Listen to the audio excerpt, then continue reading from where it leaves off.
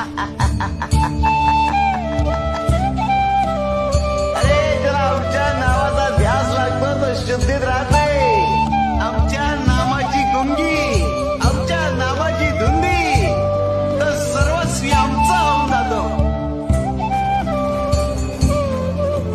ज्याचे भाग्य चांगलं असेल त्याला आमच्या नामाचा छंद नाही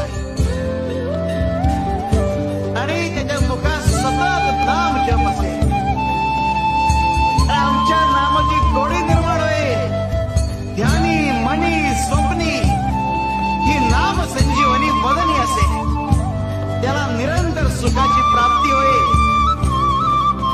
तसं मधाचं सेवन करण्यासाठी भ्रमर कमळ फुलात गुंत